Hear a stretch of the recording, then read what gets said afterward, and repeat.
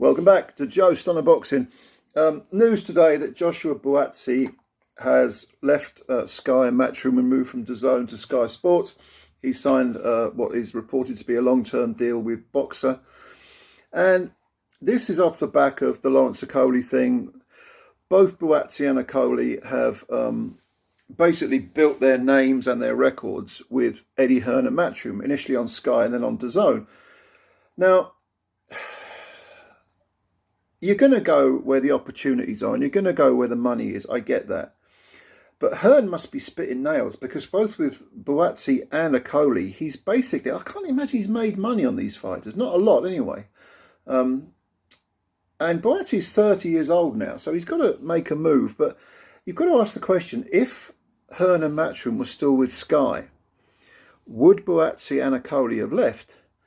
I think that you can make an argument that they wouldn't have done, because Sky offer a far bigger platform than DAZN.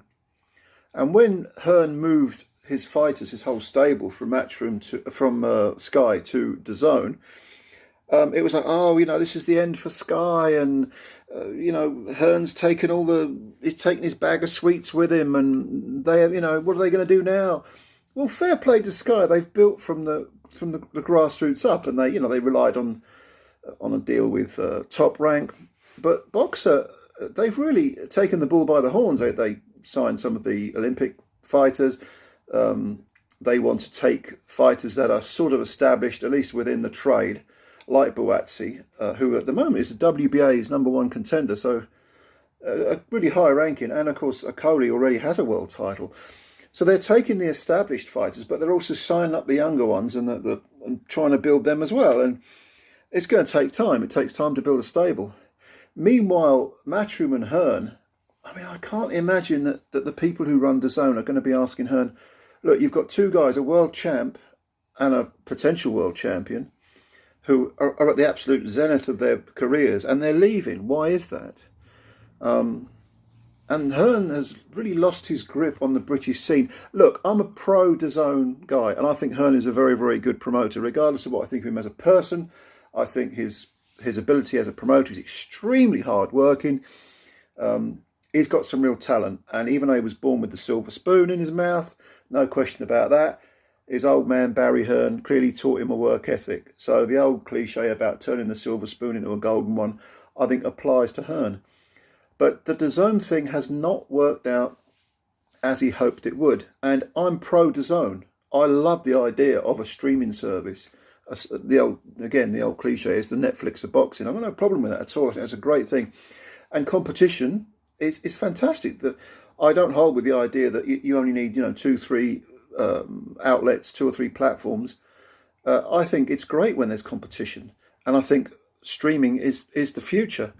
Whether DAZN can maintain that sort of water on rock effect, where they're trying to erode the barriers that separate them, them from the more traditional platforms. I think that's going to take a lot of time. It's going to take a ton of money, and they've already lost a lot of money.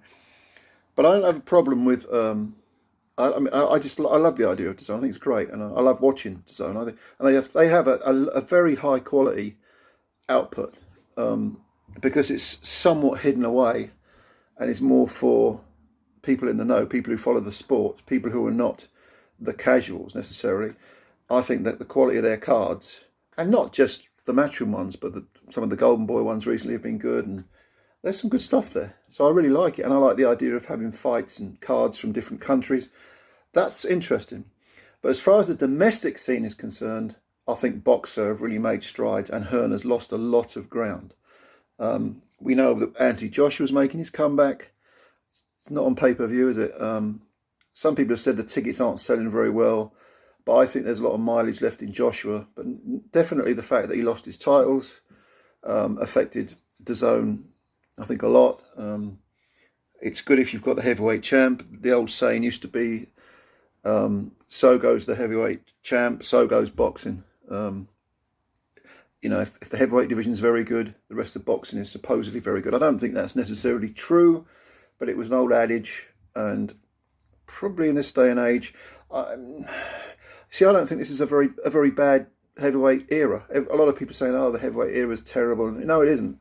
I remember Tony Tubbs and Tim Witherspoon sort of rolling around the ring with each other in a terrible fight. I remember a lot of those, the sort of lost era of heavyweights between Larry Holmes to Mike Tyson.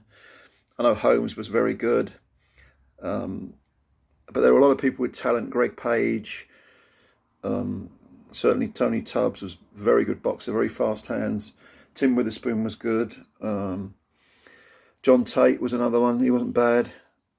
Mike Weaver was good, but a lot of the time they were either out of shape or they had drug issues out of the ring. There was something going on. This is a pretty good heavyweight era, and the fact that Hearn has lost control of the heavyweight division with the Joshua thing, that's affected DAZN badly. But I think there's some more mileage left in Joshua. I think he can come back if he gets his head right and gets the right team around him, strips it down, has a real focus. But it is noticeable that these people leaving these high-profile boxers leaving for Sky, it does illustrate just how big the Sky platform is. And as I've said before in videos, I think Hearn was under the impression that the success he had with that almost 10-year period at Sky was down to him. Well, he's a very, very good promoter, but it was also down to the fact that the platform was excellent. They had fantastic outlets. You could advertise the boxing, you know, during halftime in the Premiership matches. You could run, you know, the little promos. And with DAZN, he hasn't got the platform. So he's going to have to work harder and harder. And he's actually going to have to, it's going to have to be a long-term goal. And I think Hearn wasn't quite expecting that. He thought within a year or two he'd have it sewn up. I don't think so, but I do want DAZN to succeed, and I do like Hearn as a promoter. I think he offers very, very good fights. So, what do you think of Buatsi leaving? He's 30 years old. As Mickey Duff once said, "If you want loyalty, buy a dog." He's left. Hearn was certainly influential in building Buatsi's profile. The last fight he had was against Craig Richards. That was a good fight, actually. Relatively close, I thought. Buatsi won, but Richards was very competitive. That was a 12-round unanimous decision. I think there were two 115, 113s and a 112, 116, 112. Prior to that, I mean, that was his only fight last year. And then in 2021, he had Ricards Bolotniks, stopped him in 11. And his only other fight was against some guy, Dos Santos. I can't remember his first name. Daniel Dos Santos, was it? And that was a 4-rounder. Only 2 fights in 2021. So he probably thinks that I've got to get busy here. And they've offered him a ton of money, so I don't really blame him for leaving. But leave your comments below. Tell me what you think of Buatsi. Tell me what you think of Hearn and DAZN, these fighters that are leaving. Where do you think DAZN stand? Where do you think Matchroom stand at the moment in boxing? Because there is the danger of spreading yourself too thin.